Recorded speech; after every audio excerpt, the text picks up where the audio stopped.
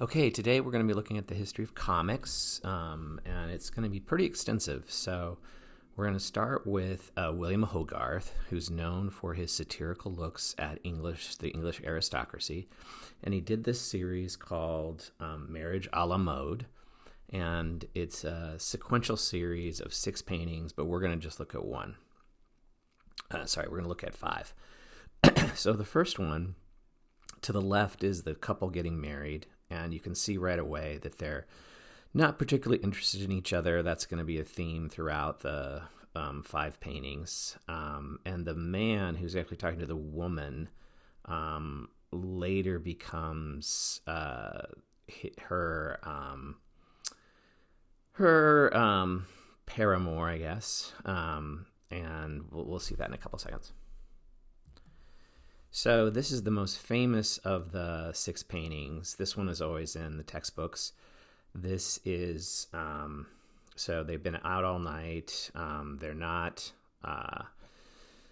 they haven't slept. Their accountant has had it with them on the left.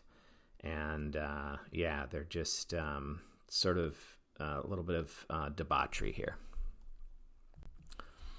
And then she's talking to the lawyer to the right, and then he's to the left. Again, they're not really together and connected to each other. And then there's a Correggio painting up above her with Jupiter and Io. And then here, the husband has been stabbed and by the lawyer, and the lawyer is escaping outside the window. And then last but not least, she is dying. Her child is being affectionate towards her, but this is basically the end of their lives. And there's also sort of an altercation on the right that we see. So, yeah.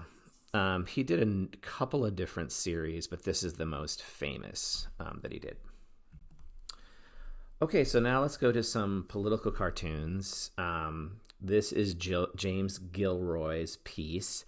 Gilroy is the most important political cartoonist of the Napoleonic era, and it shows King George III looking through a spyglass at a very short, very, very short, very, very small Napoleon. And then here's Napoleon having sort of a fit. Manic raving or Little Bonnie and his strong fit. Okay. And then my favorite artist of this time period is Damier. He is known as a realist, a French realist.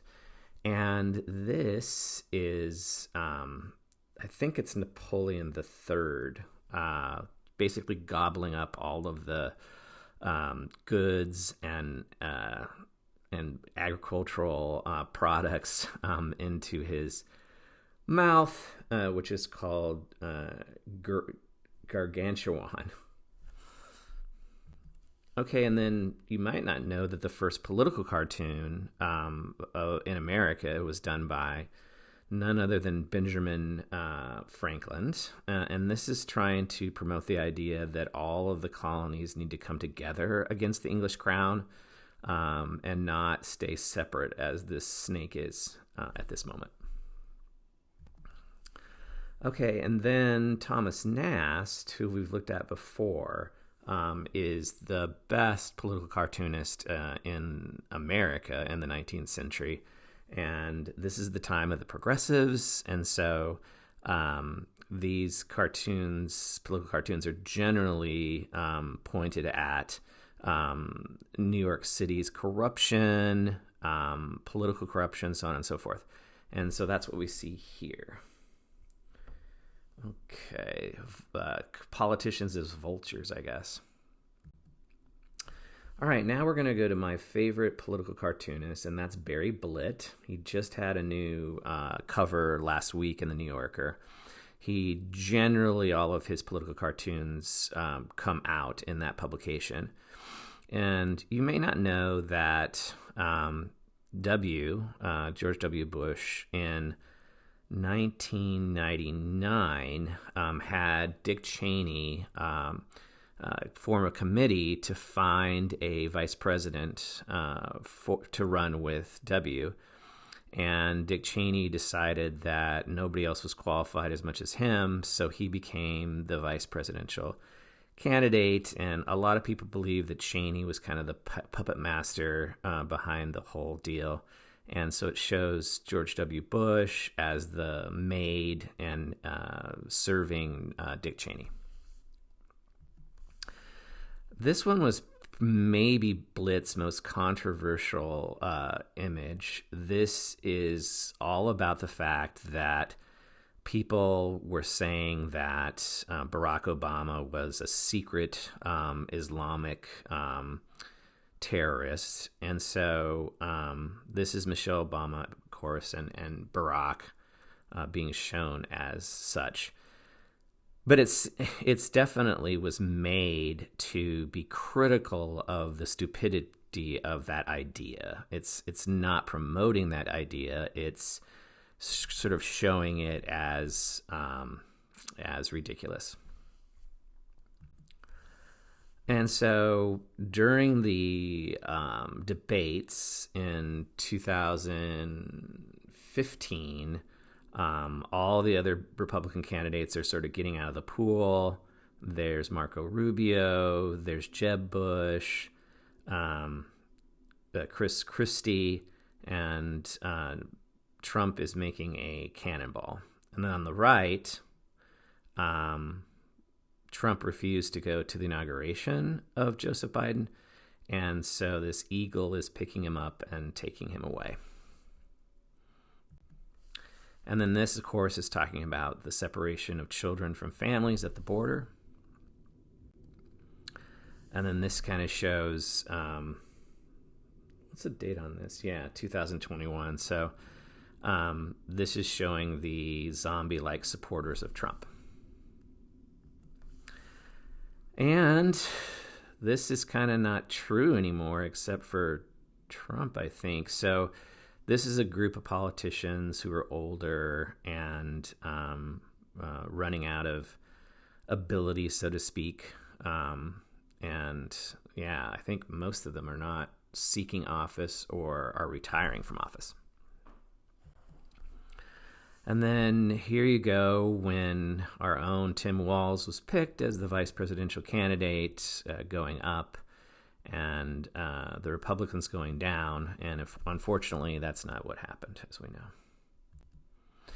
Okay, this is fun. So this is all about gay marriage, and you see Ernie and Bert looking at the Supreme Court.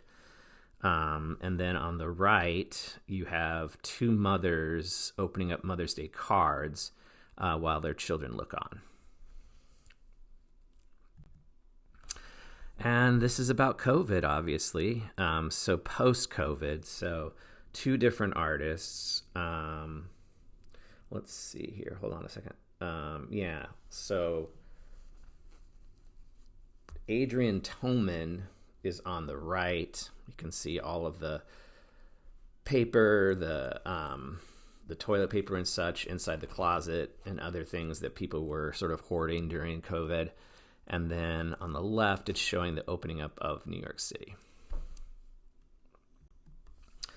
All right, now we're going to go to a historical look. So really the first comics that people became aware of was this work by Richard Felton Outcault, The Yellow Kid. And I don't know much about this one, but I do know that it was one of the first. And then, let's see. So this is Winsor McCay. Remember that he was also an innovator with regards to film. And this is the dream of the Rarebit friend. Again, a very new type of artistry with the comic books, the different panels and such. And then he also is very interested, as we know, in dinosaurs.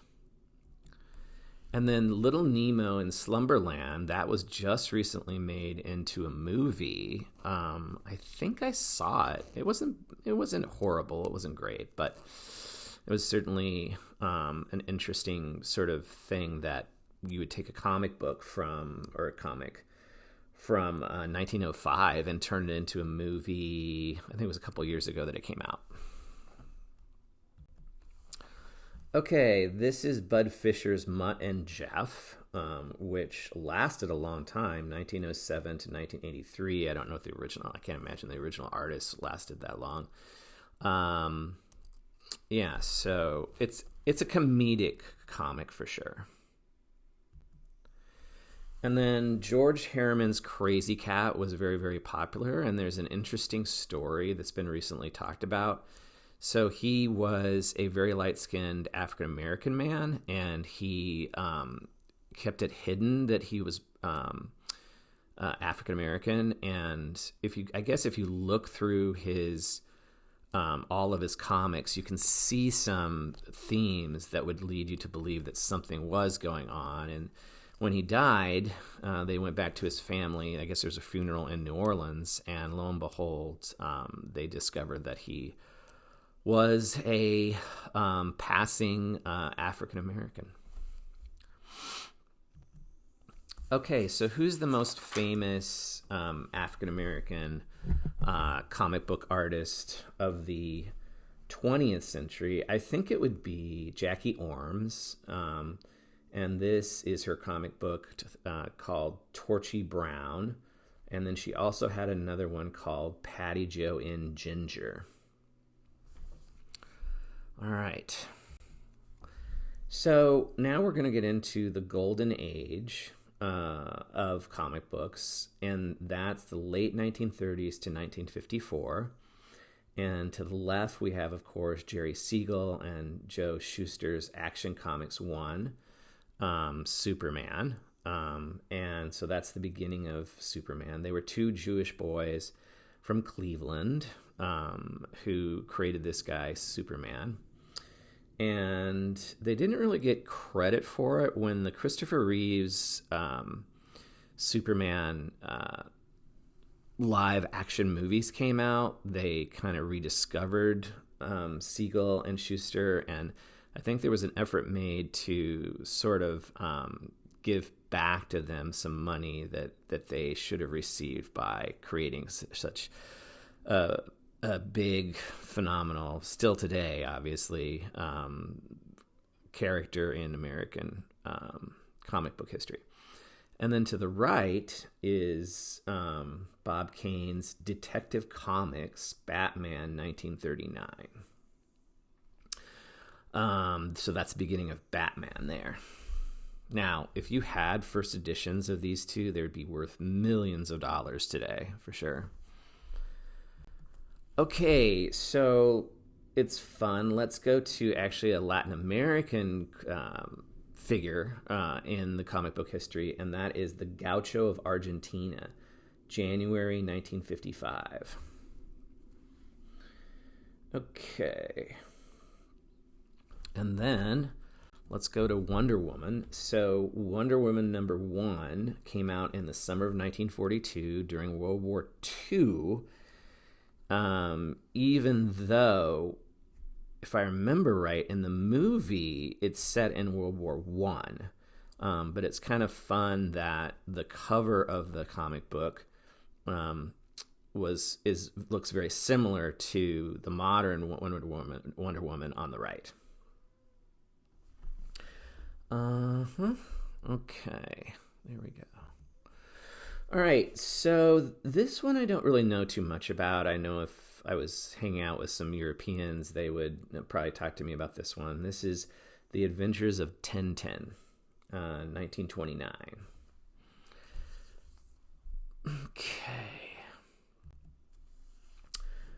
I particularly love the Silver Age of comic books because the comic book characters aren't perfect, and I think that's more towards real life. And so, of course, the mainstay of the Silver Age is Stan Lee and Jack Kirby's Uncanny X-Men #1, came out in 1963. And then my favorite of the X-Men movies is no doubt X-Men First Class 2011.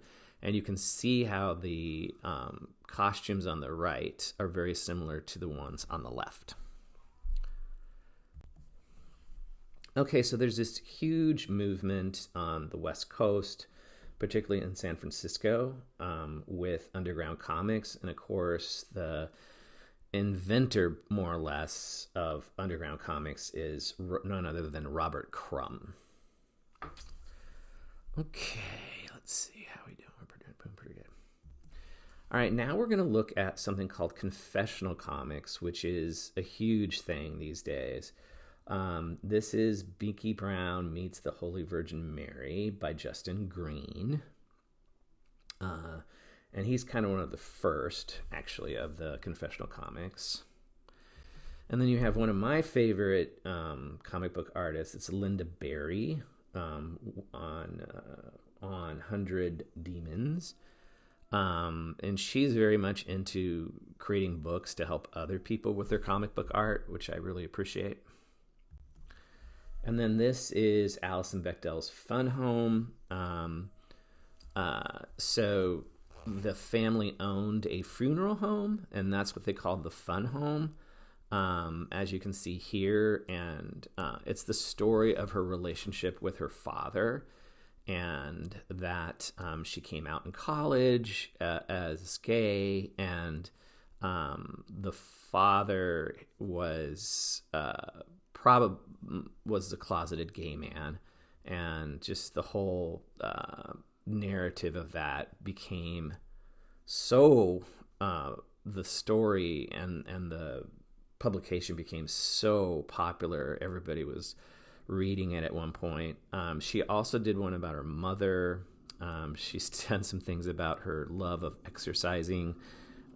She is quite a force for sure.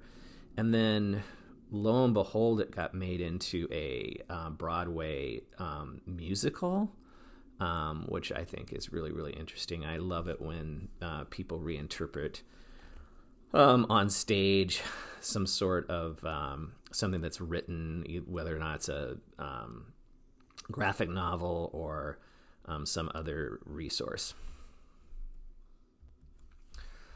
Okay, you might wonder what I was looking at when I was a little kid. I loved World War II comics, which is not really that different from talking about art history today. This is the Battle of Bunker Hill. It's a piece that I've talked about for years. So maybe my little self in the 70s was destined to be an art history teacher.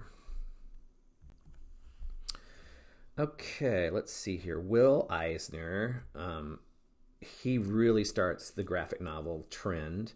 It's Contact with God, 1976. And there's a very interesting history of Jewish artists with comic books and with graphic novels. Okay, so what happened in 1986? It was a huge, big year. You've got Spiegelman's Mouse, A Survivor's Tale, which is the story of his parents' experience with the Holocaust. And, of course, the Jews are the mice and the cats are the Nazis. And then I've never really read this before. I know it was made into some different, there's been some TV shows and such. So this is Alan Moore's Watchmen. And then here we have a new type of look at Batman, of course, which created the trilogy that we're all familiar with. So this is Frank Miller's Batman, The Dark Knight Returns, which is an interesting contrast with Detective Comics, May 1939. Okay, let's see. Yeah, the Chris Nolan trilogy is what I was talking about before.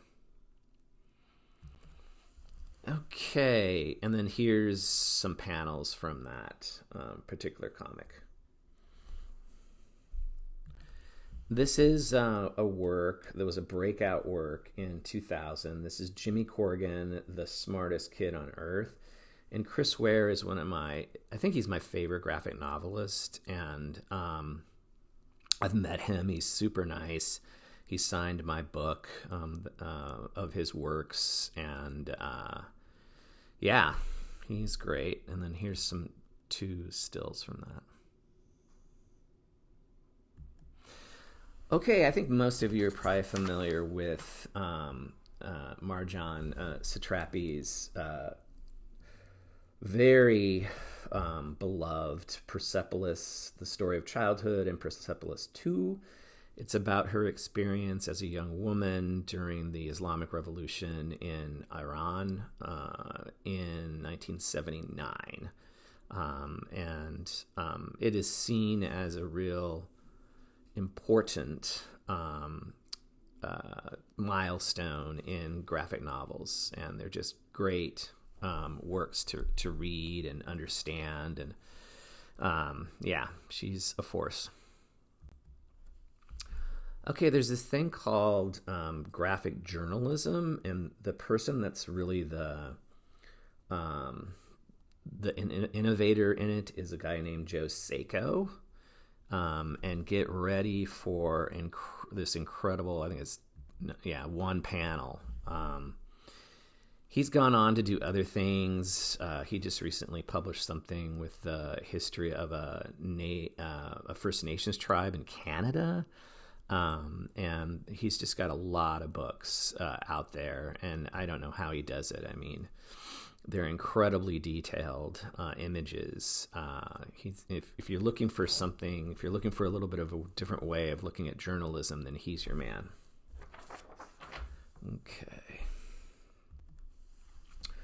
Okay, so let's do some diverse comics and graphic novels. This is the series Love and Rockets that was created first by the Hernandez brothers. It's now just one of them, I think, that's making the comics. And then on the right, one of the main focuses of this, it's kind of an offshoot, is a lesbian community. And then you might be familiar with J. Willow Wilson's Miss Marvel.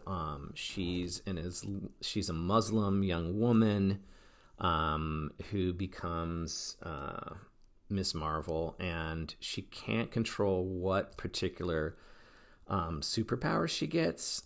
So that's part of it. And yeah, it's an amazing series. And I don't think J. Willow Wilson still is involved, but certainly it's one of the more important series for looking at young people and the Muslim community. Okay, so Jean Lun Yang came out with this book called American Born Chinese, and it was a sensation in 2006. And then he also came out with really a story set in China called Boxers and Saints. And I really like him because he promotes graphic novels and comic book making in schools. He's been an ambassador for that for a number of years. And yeah, he's pretty amazing. And then here's a panel from it. The first one, American Born Chinese. Okay, let's keep going. Who is the first transgender comic book character? And that would be Paul Jenkins's Chalice in Alters. And then on the right, it only lasted, I think, there's only like 3 of them, 3 issues, but it's The World of Wakanda, and it's the story of a lesbian couple. A little bit more. Okay, I accidentally went past the book cover for this one. This is a work by I think if I remember right, I think he's from Canada. And it's his comic book is called Red Hayada Manga. And I mean, look at this thing. It's just absolutely amazing. Just all the different panels, the colors. It's really something to behold. I think I have two or three versions or two or three books by him that talk about his life as a indigenous person. Okay, here we go. So Black Panther comes out. Everybody is loving it. And it comes out in, let's see, Coates' Black Panther comes out in 2016. I don't think it's still being made. It might be, but I don't think it is. And it was a sensation, and I think it basically started to lead to the creation of the Black Panther movies, which makes sense. Okay.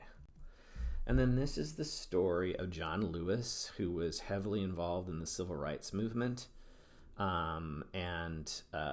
So there was 3 books made about his life, including his time as a congressman.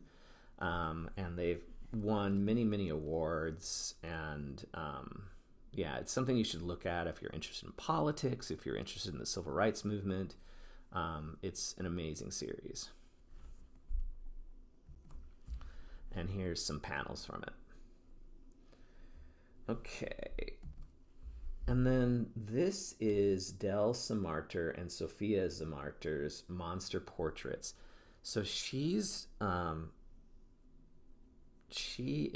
a fantasy / science fiction author. And her brother is a tattoo artist. And so she gave him some descriptions of some of the creatures that she was creating for one of her books. And then he basically made the creatures with his tattoo artistry.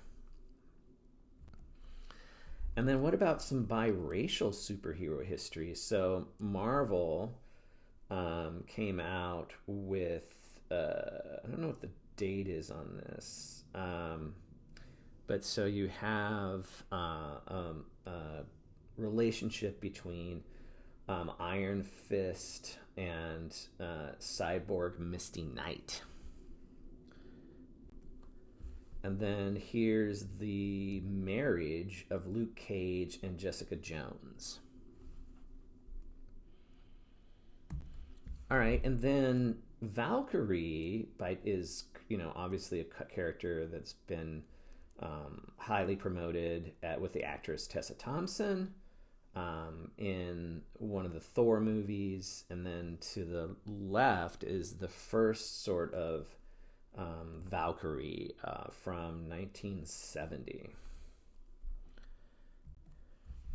And then here's something that I really love. This is Paper Girls. They go in and out of time, and it was created between 2015 and 2019. There's really some interesting and great feminist themes going on, and I highly recommend it. And then last but not least, I've been getting into Blade Runner Tokyo Nexus, although I don't think they're going to create any more of this series, which is sad. But yeah, so Blade Runner is there's a number of different ones out there as far as series. This is the newest one, Tokyo Nexus. All right, we did it.